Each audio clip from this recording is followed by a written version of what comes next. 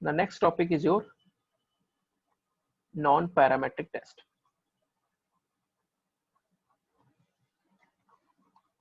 Right. Non-parametric test, basically, there are some properties, or you can say the assumptions of your non-parametric test. Properties for non-parametric test. The first one is your sample size. Sample size should be less than 30. If your sample size is less than 30, then you can apply non-parametric test. The very first condition. And second condition is normality. Not fulfilled. If there is no normality, not fulfilled. Yeah. Right. So these are the two properties which you can take in order to apply the non-parametric test, any test, if your sample size is less than 30 and if there is no normality, right? So that you can apply the non-parametric test. And generally we apply non-parametric test on the rank, right? On the ranks. If your data is in the ranks, then you can apply the non-parametric test, right? Okay. So we have two tests in parametric. In the parametric, we have two tests. First is t-test and second one is ANOVA, right? But if we talk about non-parametric, so in the t-test, we have two types of tests. First is independent sample. Independent samples. Second one is your paired sample.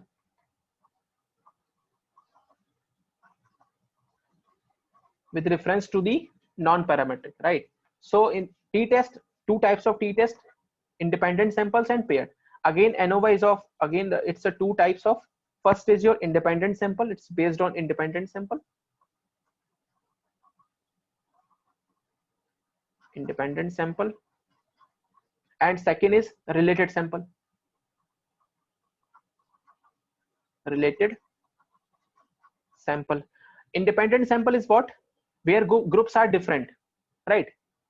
In the case of ANOVA, where groups are different but data set is same. But in the related sample, different data from same group. We collect different data from the same group. So this is the difference between independent sample of ANOVA and related sample of ANOVA. Now if we talk about the non-parametric test, the alternate of this independent sample t-test is known as the Mann-Whitney U-test. Mann-Whitney U-test. So this is the alternate of your independent sample t-test. For paired sample t-test in non-parametric, we apply Wilcoxon test. Wilcoxon test, right? For independent sample, if you have ANOVA, for ANOVA independent sample, there is a alternative called Kruskal-Wallis test. Kruskal-Wallis test. And for related sample, there is an alternate for this test is Friedman-ANOVA, right? Friedman-ANOVA test. So this is the main, basically you have to remember this concept, and sample size should be less than 30. So this is the test of differences. Test of differences, you can call it, for non-parametric, right? This is for your non-parametric. These four are the alternates of your parametric test, right? And all the test is based on the ranks. All the test, these tests, either Mann-Whitney, either Wilcoxon, either Kruskal-Wallis and Friedman, these all are based on the ranks, right? So this is the one thing. Now let's take up one example, right? Example is you have, suppose I have collected data from the 10 patients or 10 persons, right? 1 2 3 4 5 and 6 7 8 9 10 10, right? So these are the in the two groups, first group and second group. First group is called as a experiment group. This group is called as a experiment group, right? And the second group is called as a control group. Control group, right? First group is your experiment group, second group is my control group. Now what's the situation is uh, I have given a medicine to these 5 patients, right? And I just want to measure a temperature, right, in 2 days. So there is a day 1 and there is a day 2, right? You can say this is a Monday or this is your Saturday. So after 6 days, you just measure a temperature for for all the 10 patients, right? So I am just randomly putting the figures. Suppose for the first is 98, the next is 99, next is 102, 102 and 100. For 6 1, you will get 99, 100, 101, 100 and 98, right? I don't know what's the normal temperature. I just putting these values, right? So take it just for the example. For the next day 2, the value is, for an example, 89, 93, 94, 90 and 95, right? The motive was to give the medicine just to reduce the temperature, right? So for the second interval, I just collected data for all the 5 patients, and the temperature is this. For this 97, 98, 99, 100 and 96, right? So these are the data which you can calculate. Now the next is I have to give the rank, right? So for day 1 and rank for the day 2. So for rank for the day 1, first of all, highest is given for the highest value is what? Highest is your 101.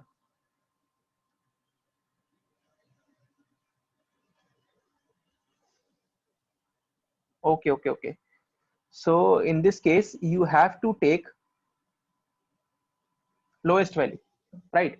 Lowest is for the first, because my motive is to reduce the temperature. So lowest is 98 and 90 is at the 2 place. So it is having for 2 places, 1 and 2. So 1.5 for this one and 1.5 for this one, right? Now the next is your 2 is given for the 99. 99 is also 2 times, so 3.5 for here and 3.5 for here. Next 100 is for the 3 place, this and this. So it is having for 3 places, 1 2 3 4 5 6 7, right? So it is for the places of 5 6 and 7. So the average is 6. So I will give 6 rank to this, to all the 100, right? The next is your 700 and 101, only one. So you can give here 7. Sorry, 7 is already given. 4 5 6 7, yeah. So I will give 8 here and 102, so 9.5 and 9.5, right? For day 2 again, 89 is the lowest. 90, yeah, it is 92, 91, 92, no, 93, yeah, 93, so 93 here. 94, 94, yeah. 95, 95 here is 95, 96, no, 97, yeah, I have 97, right? So 97 you can say 4 5 6, 97, 98, 799, this, and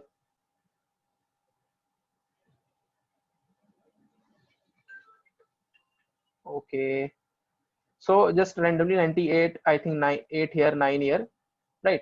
So just randomly take all these values, not randomly, just I've just got confused, that's why I'm just randomly taken. Now what's the next step? Add all these values for the first 5, and next or add all these 5 values, right? If you add all the values, you will get 55 sorry 5 6 11 11 or 40, I think. Yeah, so 40 divided by the 5, so the average is 8, right, for this case. Now here 30 3.5 1.5 is 5, and 12 8 20, and here you will get 25, right? 25 divided by the 5, you will get 5. This is your mean rank, right? This is my mean rank. So in this case you will also calculate for first 5 and for second 5. Suppose for first 5 you got 3 for an example, and for second one you got 8. So these are the mean rank, right? So what does it a non-parametric test basically do? Mean rank is to be tested by the software. These values are to be tested by the software, the mean rank, total mean rank, and then we compare this mean rank with each one, with each total, right? And for this one also, right? So we will explain, we will do it on the SPSS also. So next I'm moving to the SPSS. Okay, so let me open a new file. I have already sent to you, I think, man-Whitney test. First of all, we will apply the man-Whitney test. This file, open, right? Now in the case you can see that there is a event, right? I have given a medicine. In this file you can see, yeah. So there are two types of treatment. First is for medicine, the second was placebo, right? Now data has been calculated, temperature has been, or temperature or any data you can see for Monday measurement or for Saturday measurement, right? The data is in the 13 only, available is only 13. So I will apply here non-parametric test, right? Because there you can see that test is in type of independent samples. Two types of samples are there, like in the t-test we generally do. Now in this case we will apply the man-Whitney test. Go to the analyze, go to analyze, and there is an option non-parametric test. In the non-parametric you will get a last option, legency dialogues. Go to this legency dialogues, and in this one you have to select this two independent samples, right? Two independent samples. Select this one, right? Now it is asking for test variable. So this test variable, select these two data, right? And grouping by, my groups are divided by the treatments. So it has been divided by the groups 1 and 2, I think. Okay, I need to check. I think it's a 1 2 or 0 1. Yeah, it's a 1 2, right? So go to data analysis, non-parametric test, legency dialogues, and two independent samples. Take all two variables as a test variable, and your treatment, because it has been grouped by the treatment, and you have to define your groups. So group 1 is y1 and group 2 defined by the 2. It's already been checked by the man-Whitney U test. You can see the test type is man-Whitney test, right? In the options you can opt the descriptives, only when you can analyze in the mean rank. So check this descriptive, continue, and okay. Now in this analysis you can see the mean rank, right? The mean rank has been calculated. These were the ranks For Monday measurement, it's a 25.76. For Saturday, it's a 18. This is a one thing. Sorry, this is your mean generally. Mean rank has been calculated here. Yeah, that's why I just got confused at why it is 25 and 18. Right, because it will always be up to 10 if you give the rank up to 10. Right, now you can see for the Monday measurement with the medicine, it's a 5.33. For placebo, it's a 8.43. So it is higher. Right, for the second treatment, it is higher. Now for the Saturday, again you can see the medicine is 3.5, but for placebo it is a 10. So again this value is higher. So placebo treatment is higher for Monday and Saturday, for both days. Right, so this can be your first analysis, first interpretation. Right, the next second interpretation will be again the same which we generally do in other tests, is your p test, p value. Right, so my p value in this case, let me show you. Yeah, my p value for Monday measurement is this 0.147. This is my p value, right, for Monday. And for Saturday, my p value is this 0.002. This is for Saturday. Right, what can be what we can interpret here, that we cannot reject the null. H0 cannot reject it.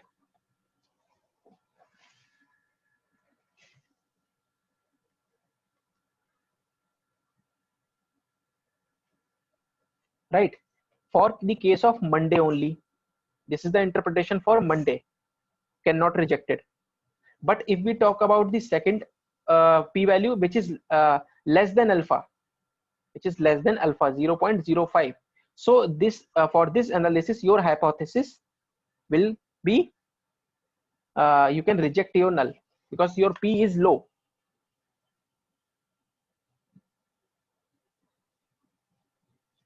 So that what I can say for the placebo second condition, that medicine decreases the temperature significantly. So you can interpret here, first case your p value is 0.147, which is greater than 0.05. Right, for second case your p value is 0.002, which is less than 0.05. So what you can say, for Monday your hypothesis is cannot reject it. Right, but for Saturday, reject null. But what would be your interpretation? Your interpretation will be that medicine decreases the temperature significantly. Medicine decreases the temperature significantly. Right, because the mean value is, you can see the p value, sorry, p value is less than the alpha with the case of Saturday. Right, but here you can see the this one Mann-Whitney test for the Monday is 11, but for the Saturday is 0. For the Saturday is 0. So it may be possible that there is no role of Saturday. That's why p value is also less than.